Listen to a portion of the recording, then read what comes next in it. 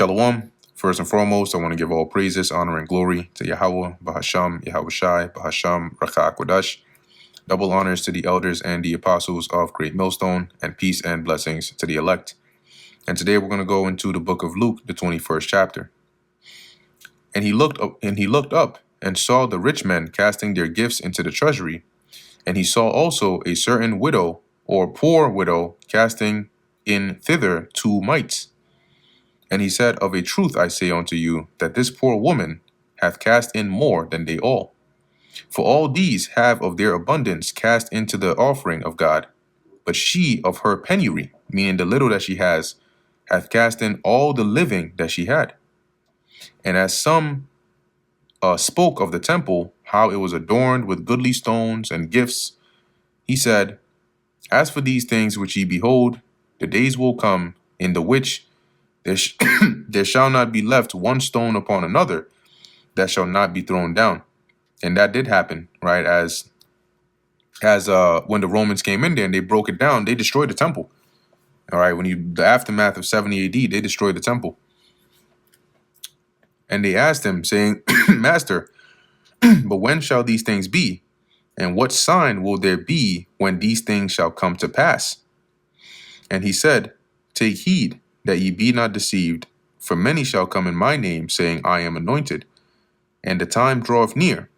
Go ye not therefore after them. So he's saying after his time, you're going to have people coming up claiming to be the returning of the Messiah, right? That the time is near, it's time now. Don't be deceived by them. But when ye shall hear of wars and commotions, be not terrified, for these things must first come to pass, but the end is not by and by. And ultimately, this also lines up with the signs in Matthew 24, right? The prophecies concerning the things that would take place before the Lord's return. It says here, for these things must first come to pass, but the end is not by and by. So the wars, the commotions, the rumors of wars, they have to come to pass, but it doesn't mean the end is here just yet. Then said he unto them, Nation shall rise against nation, and kingdom against kingdom. And great earthquakes shall be in divers places, great earthquakes, and famines and pestilences and fearful sights, and great signs shall there be from heaven. And these are all signs of the end times. But before all these they shall lay their hands on you and persecute you, delivering you up to the synagogues and into prisons, being brought before kings and rulers for my name's sake. And it shall turn to you for a testimony. Settle it therefore in your hearts, not to meditate before what ye shall answer. So don't stress about trying to think about it, an answer, a response, a premeditated thing to say. For I will give you a mouth and wisdom, which all your adversaries shall not be able to gainsay nor resist. The spirit I'm going to put on you to respond is going to be so sound that they can't get around your responses. And ye shall be betrayed both by parents and brethren and kinsfolk and friends, and some of you shall they cause to be put to death. Because it's going to be basically like a persecution, and you're going to have people that will betray you to your death. And ye shall be hated of all men for my name's sake. But there shall not an hair of your head perish. So don't fear, don't worry, because the Lord is going to protect us. In your patience possess ye your souls. And when ye shall see Jerusalem compassed with armies, then know that the desolation thereof is nigh. So that was another sign that when you see those armies, and these being the Roman armies, surround Jerusalem, know that it's going to be destroyed. Then let them which are in Judea flee to the mountains, and let them which are in the midst depart out. So if you're in the middle of Judea, if you're in Jerusalem, flee, run. And let not them that are in the countries enter thereinto. So if you are not in the midst, don't come in. For these be the days of vengeance, that all things which are written may be fulfilled. But woe to them that are with child, and to them that give suck in those days. So the Lord was giving them the signs that would take place all before his return. Things that were more immediate to his time, like 70 AD, and things that were more distant from that time, which are things that we're seeing now in our time here, right? Wars, rumors of wars, earthquakes, diverse places, all of these things. But as it says, woe unto them that are with child, and to them that give suck, right, breastfeed in those days, for there shall be great distress in the land and wrath upon this people. So it's going to be, it's difficult for you to survive by yourself, let alone being a mother that's breastfeeding. That's why they said woe unto you, because it's going to be that bad. How are you going to have enough? And then even for your baby. And they shall fall by the edge of the sword, and shall be led away captive into all nations. And Jerusalem shall be trodden down of the Gentiles until the times of the Gentiles be fulfilled. And that's what happened. Once Jerusalem was taken down, eventually, you had a lot of Israelites that fled, but eventually that region was taken over and given in control of the Gentiles, right, of the nations. And they have had that and occupied that up all the way until now, because that is the time of the Gentiles, the allotted time for them to have control of that region, of that land. And there shall be signs in the sun and in the moon and in the stars, and upon the earth distress of nations with perplexity, the sea and the waves roaring. And these are all signs, right, in the earth, nations being stressed, tensions high, being on the brink of war,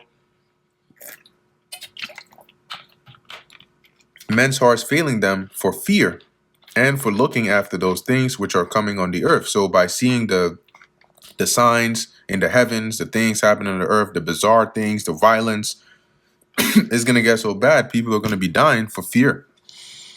For the powers of heaven shall be shaken, and then shall they see the Son of Man coming in a cloud with power and great glory. Now let's look at this in another translation. It says here, NLT, people will be terrified at what they see coming upon the earth, for the powers in the heavens shall be shaken. And let's go into that word powers, because you have two layers of this, right? You have powers in the heavens, as in rulers in the high position, right, in their heaven, and then you also have the actual heavens, right, which are like the signs that would be happening in the heavens that are going to put fear in people. But here it says strength, power, ability, power consisting in or resting upon armies, forces, power and resources arising from numbers, the power and influence which belong to riches and wealth. See, so in that layer, why are they going to be shaken? Because of the uncertainty and the instability of their heaven or their kingdom. And at that very time, as it says, Slacky, where are we at? Oh, then shall they see the Son of Man coming in a cloud, which is a chariot, with power and great glory. So these are the things that would lead up until Yahweh's return. And when these things begin to come to pass, then look up and lift up your heads, for your redemption draweth nigh. Meaning the time of your deliverance is right there. And he spake to them a parable. Behold the fig tree and all the trees.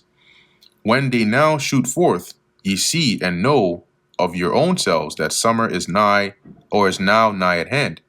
So likewise, when ye see these things come to pass, know that the kingdom of God is nigh at hand.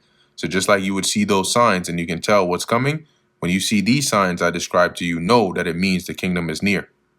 Verily I say unto you, this generation shall not pass away till all be fulfilled. He wasn't referring to the generation like at that time. He was referring to that same generation, but in this time. All right. Once again, through reincarnation. In this time, as these signs are coming to pass, the generation will not pass away till all these signs be fulfilled and the Son of Man be returned. Heaven and earth shall pass away, but my words shall not pass away. All right. Meaning that, let me pull this up here. Right, heaven and earth will disappear, but my words will never disappear. Meaning its emphasis on the words of the Lord being faithful and true. Meaning they're gonna happen no matter what.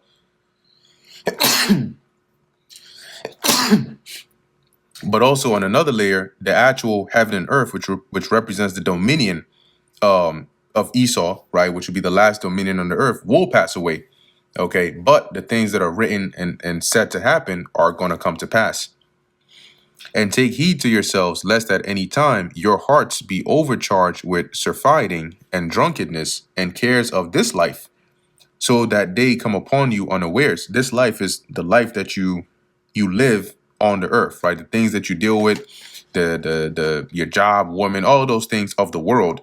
Take care that you don't get distracted or have your mind too deeply set on these things that it distracts you from watching and you get caught off guard.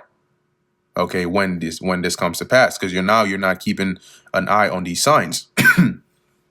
For as a snare shall it come on all them that dwell on the face of the whole earth, right? Like a trap. Watch ye therefore and pray always, that ye may be accounted worthy to escape all these things that shall come to pass, and to stand before the Son of Man. And how is that going to happen? Well, you got to be diligent, you got to pray to the Lord, and you got to serve him, right, to the best of your ability, and watch. Okay, don't be that servant who said his Lord delayeth his coming, and guess what? You go back into the world, you're eating and drinking and being the other men's servants, and then you get caught at a day when you're not expecting it, and you get cut in sunder. And in the daytime he was teaching in the temple, and at night he went out and abode in the mount that is called the Mount of Olives. And all the people came early in the morning to him in the temple for to hear him. And that brings us to the end of the book of Luke, the 21st chapter. Lord willing, that was edifying to the elect. In closing, I want to give all praises, honor, and glory to Yahweh, Bahasham, Yahweh Shai, Bahasham, Rachak Kodash. And until next time, Shalom.